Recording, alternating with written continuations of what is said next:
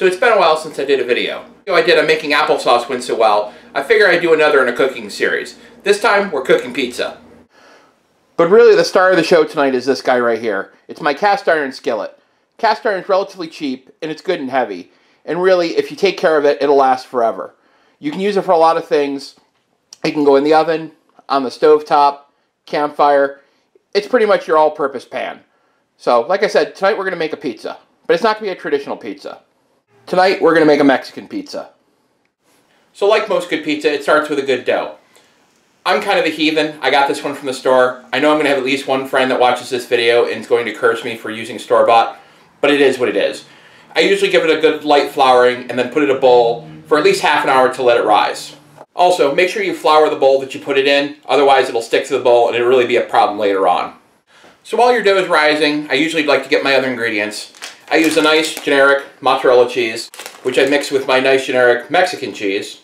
For this recipe, I like to use salsa instead of pizza sauce. It gives it a little different kick, and it really works the same and gives it a nice consistency for a sauce. Now, you can do your Mexican pizza a couple different ways. I have some chicken, peppers, and onions left over from another meal that I had, so I'm just going to use that mixed with some Mexican spices, and I'm good to go. But you really can use anything you want. Ground beef, chicken, steak, whatever really works for you.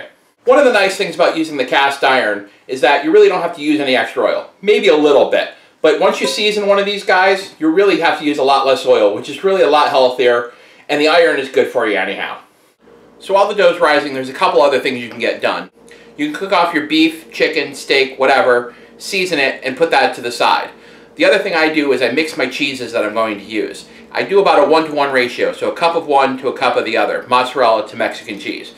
Gives you a nice ratio, gets some good melt, and it works. So after you've given your dough a chance to rise, put on a lightly floured surface, or board, and that way you can stretch it out to whatever size cast iron skillet or pan that you have. So at this point you want to preheat your oven. I preheat mine to 450. So once your dough's rolled out, you can transfer it to whatever vessel you're going to be cooking in. Don't worry about it being perfectly circular. You can always stretch it a little bit, make it fit, or just roll up the edges a little bit. So we go from here to there. And like I said, your edges are going to be a little rough, but it depends on how much dough you have and how much your pan holds. You can always cut off if there's a lot of excess, or once you fill it, you can roll it over the top, or just make your crust however you like it to be. So then we take the salsa and add our sauce layer. There's our sauce layer. Then we can add our cheese. I like to hold a little bit of the cheese back so that I can sprinkle it on top to kind of bind everything together. Next you put on your meat and your other toppings. Your pizza however you want. If you like black olives, put on black olives. If you like green peppers, put on green peppers. And like I said, here's where I like to put on the extra cheese, just to kind of bind everything together. Here, we throw it in the oven for about 20 to 25 minutes, until the crust starts to look golden brown. After 20 to 25 minutes, pull it out of the oven, and there's the finished product.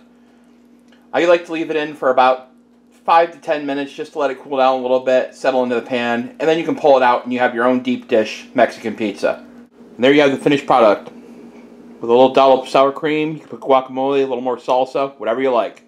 And there you have the deep dish Mexican pizza. If you want to see me cook something else, either in the cast iron or crock pot or some other method, leave a comment below and I'm sure I'll get to it. That's Cooking with the Duck with a cast iron skillet.